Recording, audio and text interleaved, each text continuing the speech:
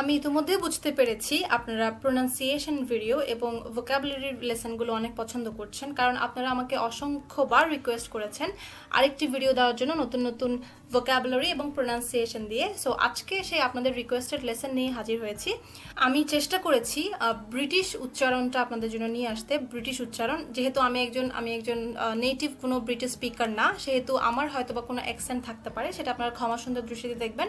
But আমি চেষ্টা করেছি যথাসম্ভব শুদ্ধ ব্রিটিশ উচ্চারণটা আপনাদের সামনে তুলে ধরার জন্য। সো দেরি না করে আমরা আমাদের লেসনে চলে যাই। Let's get started with our lesson.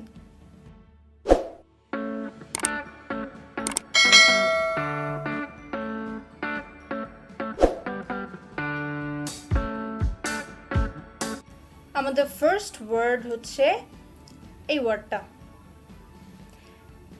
No, this is not enemy or anime.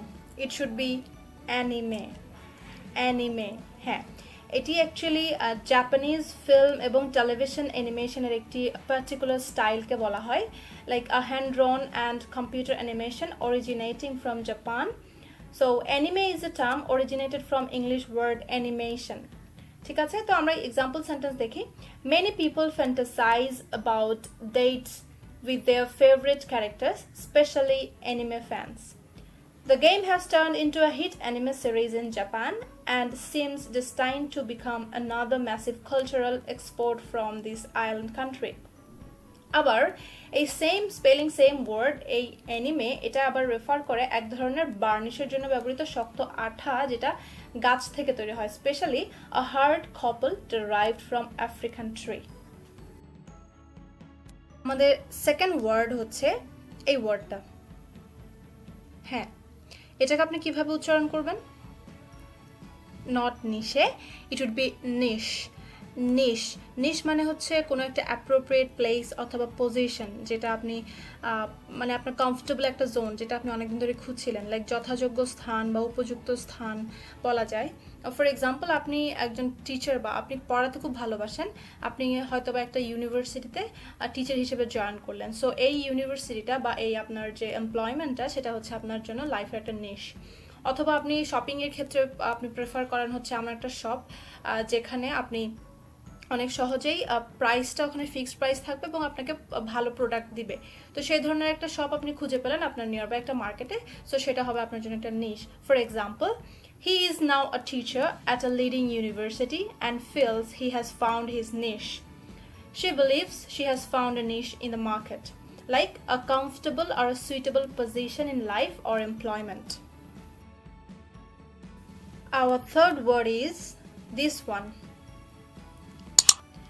Not cachet or sachet, it should be cash. Cash. Don't be confused with the word cash, which means cash in hand, মানে নগদ টাকা। সেটার সাথে একটু পার্থক্য আছে। এই cash মানে হচ্ছে it's a kind of hiding place for food, treasures, data, etc. It's a hidden store. বাংলায় আমরা বলতে পারি গুপ্ত ভান্ডার অথবা গোপনীয় কোনো জায়গা যেখানে কোনো কিছু লুকিয়ে রাখা হয়। This is cash.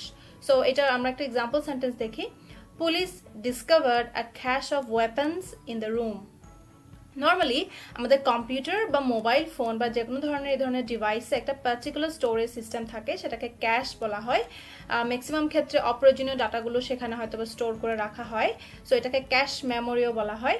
The operating system tries to cache every list operation. Number 4. Go ahead. How do you pronounce this one? No, this is not fillet. Yes, কিছু কিছু ক্ষেত্রে এখানে এটাকে ফিলেট হিসেবেও অ্যাকচুয়ালি এটাকে অ্যাকসেপ্ট করা হয়, বাট দ্য পারফেক্ট, আপনি যদি একদম পারফেকশনিস্ট হতে চান তাহলে সেটার উচ্চারণ হবে ফিলে। ফিলে। এবং এটির ক্ষেত্রে আরেকটা কথা আমি বলে রাখি, স্পেলিংটা আপনারা খেয়াল করেন, এটা হচ্ছে LLET আছে, কিন্তু অনেক সময় FILET এটাও হচ্ছে একইভাবে অ্যাকসেপ্টেড হয়। এবং আপনাদের ইনফরমেশনের জন্য আমি একটু বলে রাখি, এটা হচ্ছে অ্যাকচুয়ালি ফ্রেঞ্চ, অ্যাংলো ফ্রেঞ্চ একটা ওয়ার্ড, ফিলে থেকে হচ্ছে এটা ইংলিশে আসে 14th সেঞ্চুরিতে, এবং সেজন্যই হচ্ছে এই দুটো স্পেলিংয়ে কি করা হয়, অ্যাকসেপ্টেবল হিসেবে ধরে নেওয়া হয়। So what's the meaning of the word fillet? It's a long piece of meat or fish separated from the bones. তার মানে হচ্ছে হাড় ছাড়ানো যে কোনো লম্বা অংশ বা মাছ বা মাংসের যে একটা লম্বা অংশ থাকে সেটাকে বলা হয় ফিলে। অথবা এটা অন্য একটা খাবারের বাইরের এটা একটা মিনিং আছে, সেটা হচ্ছে এক ধরনের ব্যান্ড অথবা রিবন, মানে ফিতার মতো যে জিনিসগুলো থাকে যেগুলো নিয়ে আমরা বিভিন্ন কোনো কিছু চুল বাঁধি বা কোনো কিছু বাঁধি, সেগুলোকে বলা হয় fillet, a band or ribbon worn around the head especially for binding the hair. So একটা example sentence দেখি, I'm going to order a salmon fillet with rice. The fillet of monkfish with roasted cherry tomatoes is well worth trying. Next comes this one. Yes, this is related to the word fillet, and we know that all of you know this thing, but just pronounce it. Not buffet. Yes, buffet. হ্যাঁ, আমরা সবাই কিন্তু lunch করতে গেলে কোথাও বাইরে বা ডিনারে গেলে আমরা কি দেখি, অনেকগুলো খাবার একসাথে সাজানো থাকে এবং সেখান থেকে আমরা আমাদের পছন্দ মতো খাবার নিতে পারি, like a meal consisting of several dishes from which guests serve themselves. It's called buffet. অনেক সময় আমরা কিন্তু সবাই বুফেই বলি, বাট আমরা যখন পড়তে যাই আমরা কিন্তু স্পেলিং দেখে অনেক সময় কনফিউজড হয়ে যায় এবং অনেকে আমরা কি বলে ফেলি, বাফেট বলে ফেলি। সো আমরা এক্সাম্পল সেন্টেন্স দেখি, Come to our party. You may enjoy the cold buffet at midnight. The dinner included a generous buffet and drinks. Next comes this one. Go ahead. Yes, this is choir, not choir or choa. This is choir.